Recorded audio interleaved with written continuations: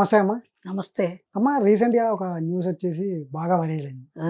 ఏంటంటే అది చెప్పండి. ఒక లేడీ అఘోరి వచ్చేసి ఒక అమ్మాయిని తీసుకొనెళ్ళింది. హ్మ్. సో, అందులో ఎవరిది తప్పు? ఇప్పుడు అఘోరిని దగ్గరికి తీసినా పెద్దవాళ్ళది తప్పా? లేదంటే అఘోరితో వెళ్ళిపోయిన అమ్మాయిది తప్పా? హ్మ్. అసలు ఎవరిది ఇందులో తప్పు? ఇక్కడ 3 అంశాలు ఉన్నాయండి. అవును. మీరు అడిగిన క్వెషన్‌లో 3 ఆన్సర్‌లు ఉన్నాయి. అవును.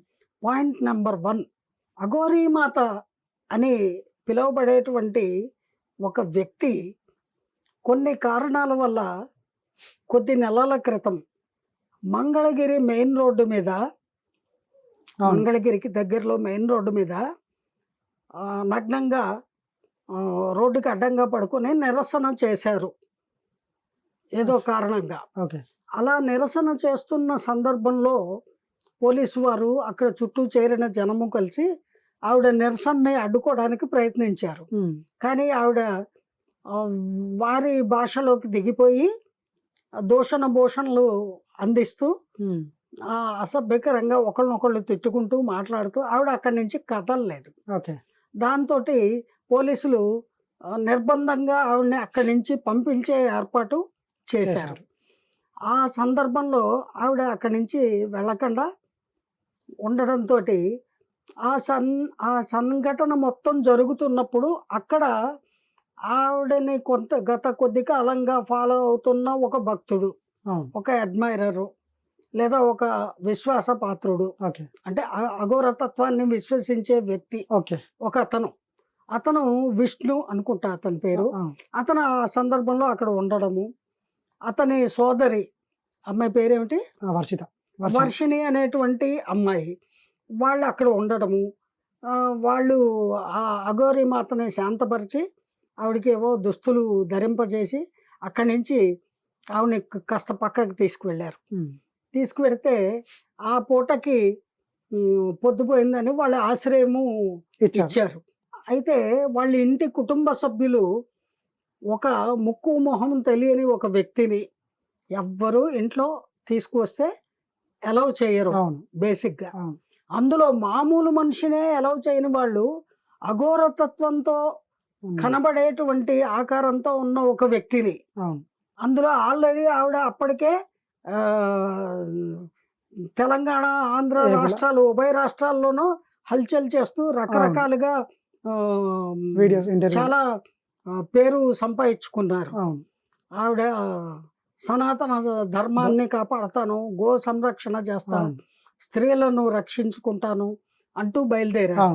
ఆవిడ ఆశయం మంచిది, కానీ ఆవిడ ఆచరణలో కొన్ని లోపాలు ఉన్నాయి. అక్కడ ఈ గొడవలు మొదలయ్యాయి. ఆవిడ మాట్లాడే భాషల వేరుగా ఉంది, వీళ్ళు మాట్లాడే భాష వేరు. ఈవిడ వీళ్ళ భాషలోకి దిగజారి పచ్చి బూతులు మాట్లాడడము, అవన్నీ వినలేక వీళ్ళు మాట్లాడడము బూతు మాటలు. ఈ ఘర్షణలన్నీ కూడా లోకంలో అందరికీ మీడియా ద్వారా అప్పటికే బాగా తెలిసిపోయింది. అటువంటి సందర్భంలో ఈ వర్షిణి తల్లిదండ్రులు ఆవిడ్ని ఆ రోజు ఇంట్లోకి అలౌ చేయడం అనేది ఎంతవరకు సబబు అని వాళ్ళు ఆలోచించుకోవాలి. కానీ వాళ్ళు ఏం ఆలోచించారు, సరే ఆవిడ ఇంత ఇబ్బందిలో ఉంది, ఈ రాత్రికి ఉండి రేపు తెల్లవారు వెళ్ళిపోతుంది కదా అని అలౌ చేశారట. అప్పుడు ఒక 2 రోజులు ఉండిందట ఆవిడ. ఉండి ఆ తర్వాత ఆవిడ వెళ్ళిపోయింది. ఆవిడ కారు రిపేర్ అయిపోయింది, ఆవిడ వెళ్ళిపోయింది. అక్కడితో కథ సమాప్తం అయిపోవాలి. కానీ ఆ ఉన్న 2 రోజుల్లో అక్కడ కాల్మే కుచ్చి దాలా హై కొంచెం జరిగిపోయింది. ఏమిటి జరిగింది అది వాళ్ళకే తెలియాలి. వాళ్ళు అరకొరగా చెప్తున్నారు. ఆ వర్షిణి తల్లిదండ్రులు, అలాగే ఆమె యొక్క సోదరుడు, అలాగే ఆమె యొక్క సోదర తుల్యుడైన విష్ణు గారు, వాళ్ళు నలుగురు 4 విధాలుగా మాట్లాడుతున్నారు. అఘోరి మాత ఎలా అలా, అందువల్ల ఆవిడని ఉండనిచ్చాము, ఆమెని మేము నమ్మాము, అప్పుడు బాగానే ఉంది మాతో. అప్పుడు బాగానే ఉందా మీతో అంటే ఓ పక్క బాగానే ఉందని చెప్తున్నారు, తర్వాత మళ్ళీ వచ్చి ఇలాగే కారు రిపేర్ అని చెప్పి, కారు రిపేర్ అయిపోయినా కూడా 8 రోజులు ఉంది దగ్గర మా ఇంట్లో అని చెబుతున్నారు. ఆ 8 రోజుల్లో ఆవిడ ఏం చేసిందట, నిత్యము కేసులకు కేసులు, బీర్ బాటిల్స్, డబ్బాలకి డబ్బాలు సిగరెట్ ప్యాకెట్లు, అగ్గిపెట్లు, బిర్యానీలు, చికెన్ బిర్యానీలు, మటన్ బిర్యానీలు ఇవన్నీ తెప్పించుకుని స్వీకరించింది. మరి అవన్నీ చేస్తే అప్పటికి కూడా వీళ్ళకి బుద్ధి జ్ఞానము లేదా? అసలు అఘోర నాగసాధువులు సాధుతత్వంలో ఉన్నవాళ్ళు ఇటువంటి ఆహారాన్ని, ఇటువంటి పానీయాల్ని, మత్తు పదార్థాలని సేవిస్తారా అనేది వీళ్ళకి డౌట్ రావాలి కదా, అడగాలి కదా. అడగలేదు. అడగకుండా ఇప్పుడు అదొక నేరంలాగా చెబుతున్నారు. తప్పు ఎవరిదండి? తల్లిదండ్రులు వాళ్ళదే. వర్షిణి తల్లిదండ్రులదే కదా. అంటే అఘోరీ మాత చెప్పినటువంటి మీ అమ్మాయిని నేను పెంచుకుంటాను, అమ్మాయికి ఈ విద్యలన్నీ నేర్పిస్తాను, ఇక్కడ దగ్గరలో ఒక ఆశ్రమం నిర్మిస్తాను, ఆ ఆశ్రమాన్ని ₹1,00,00,000 ఎంతో పెట్టి కడతాను, మీకు చెక్కు పవర్ ఇస్తాను, మీరు అందులోనే ఉండొచ్చు అందరూ కూడా, ఇలాగ ప్రలోభ పెట్టింది అని కూడా వీళ్ళే చెప్తున్నారు. అఘోరీ మాత అయితే చెప్పలేదు ఇప్పటిదాకా, వీళ్ళు చెబుతున్నారు. అటువంటప్పుడు ఆమెను మనం ఎలా పాయింట్అవుట్ చేస్తాం? తప్పు వీళ్ళదే. అంటే వీళ్ళు ధన ఆపేక్షతోటి వాళ్ళ పేదరికాన్ని వాళ్ళు మర్చిపోయి ఆవిడ పెట్టినటువంటి ఆశకి లొంగి ఆమెకి ఏమి కావాలంటే అవన్నీ సరఫరా చేశారు. ఎక్కడ వీళ్ళు దెబ్బతిన్నారు? ఎప్పుడైతే ఆవిడతోటి నోరు తెరిస్తే వాళ్ళ అమ్మాయి మాత మాత మాత అని కలవరిస్తాం, అలాగే ఆ మాత ఈ పిల్లకి ఏదో మందు పెట్టిందని, ఏదో పిల్లకి పూజలు చేసేసిందని, దాని పేరు ఏమిటి, ఏ పూజ అన్నారు? క్షుద్ర పూజల్లో వేరే ఒక పూజ పేరు చెప్పారు, ఏంటి, వశీకరణ పూజ. అది చేసేసి ఏదో మందో మాకో పెట్టేసిందట. మరి ఏం చేస్తున్నారు? కళ్ళు లేవా మీకు? ఆపలేకపోయారేంటి? అప్పటికప్పుడే ఆవిడ చల్లే బో బయటకని తరిమేయాలి కదా. నిజంగా ఆవిడ క్షుద్ర పూజలే చేస్తే, వశీకరణమే చేస్తే కళ్ళు మూసుకుపోయి చూస్తూ కూర్చున్నారా? మీ అబ్బాయి చూశాడని మీరేగా చెప్తున్నారు. అప్పటికప్పుడు మీరు ఎందుకు 4 మనుషుల్ని పోగేసి ఆవిడని బయటకు పంపించలేదు? ఇప్పుడు నిందిస్తారా? ఆవిడ తప్పేమి కాదండి.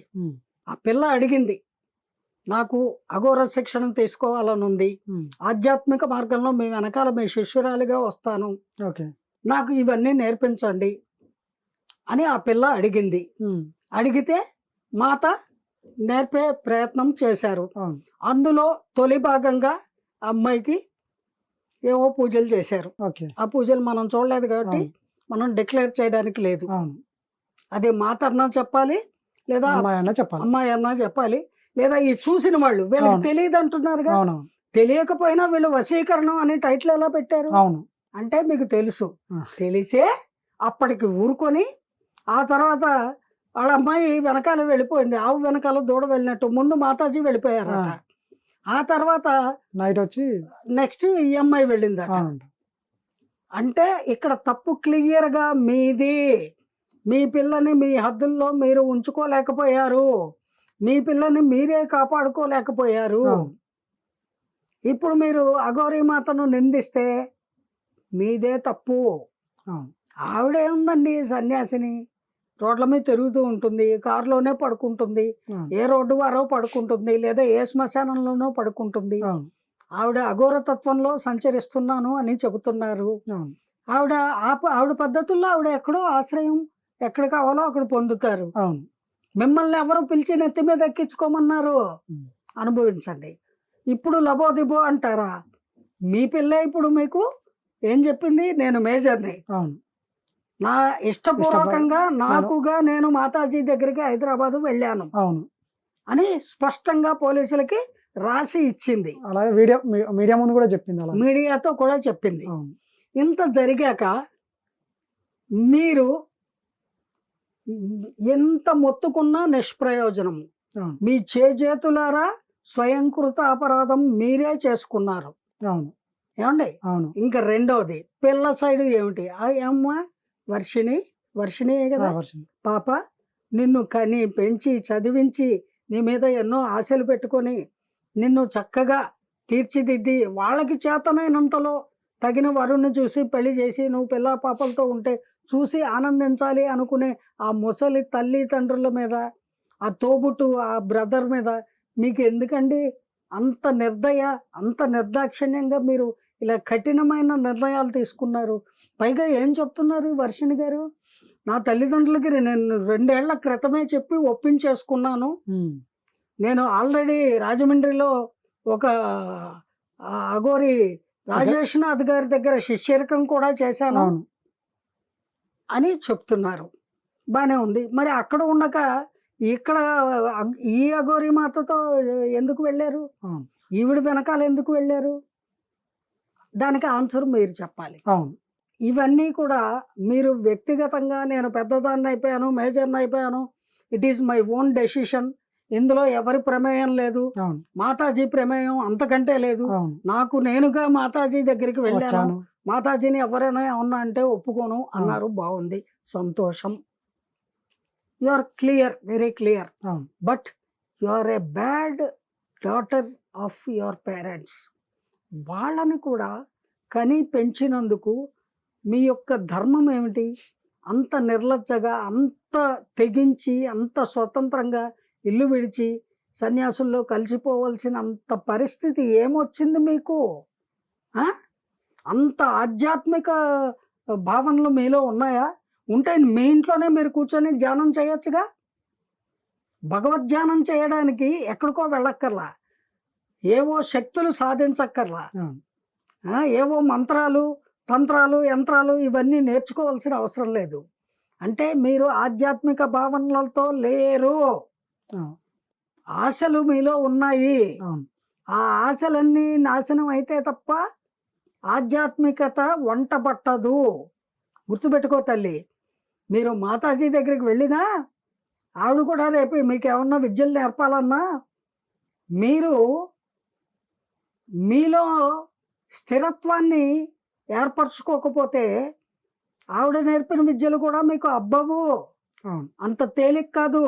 వాళ్ళు కఠోరమైన దీక్ష తీసుకొని జీవితంలో 14 నుంచి 20 సంవత్సరాలు ఆ ఏకాంతంగా హిమాలయాల్లో, ఆ గురువుల దగ్గర, అడవుల్లో, శ్మశానాల్లో ఏళ్ల తరబడి ఉండి ఆ విద్యలన్నీ నేర్చుకొని సమాజంలోకి ఏదో ఒక కారణం చేత రాబడినటువంటి వ్యక్తి అఘోరి మాత అని ఆ అఘోరి చెప్తున్నారు.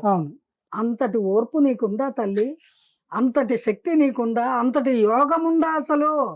ఇవన్నీ తెలిసి తెలియకుండా నిర్దాక్షిణ్యంగా తల్లిదండ్రుల్ని వాళ్ళ మనసుల మీద కత్తితో గుచ్చి వెళ్ళిపోయినట్టు వెళ్ళిపోయావు. ఒక్కసారి ఆలోచించు. అఘోరి మాత కూడా ఏమంటున్నారు? ఆ అమ్మాయి తనకు తానుగా వెళ్ళిపోతే, తనకు తానుగా వచ్చింది, తనకు తానుగా వెళ్ళిపోతే నేనేమి ఆపను అని ఆవిడ స్పష్టంగా చెప్తున్నారు. ఆవిడ్ని తప్పు పడితే నేను ఒప్పుకోను ఈ అంశంలో. అడిగారు, సరే రా నేర్పుతా అంది. ఆవిడ తప్పుందా? లేదు. ఆవిడ ఏమన్నా తీసుకెళ్ళిపోయిందా దగ్గరుండి? లేదు. నువ్వు మేజర్వి, నేనేమో సంఖ్యలో పెట్టుకు తీసుకెళ్ళలే ఆవిడ. నువ్వే చెప్పావు నా అంతటా నేను వెళ్ళాను అని. అందుకని పునరాలోచన చెయ్యి, 1కి 10 సార్లు ఆలోచించు. దైవక్షేత్రాలన్నీ అమ్మ తెప్పి చూపించాక చక్కగా కుదురుగా నీ తల్లిదండ్రుల దగ్గరికి వచ్చి వాళ్ళ బాధ్యతలు నెరవేర్చుకునే అవకాశాన్ని కలిగించు. అది ఒక బిడ్డగా, చదువుకున్న ఆడపిల్లగా నువ్వు చేయవలసింది. ఇంకా ఈ సందర్భంగా అఘోరి మాతకు కూడా ఒక్క మాట చెప్తా. నాకు అంతటి అర్హత ఉందో లేదో నాకు తెలియదు, కానీ చెప్పాలి అనుకున్నాను. మాత, మీరు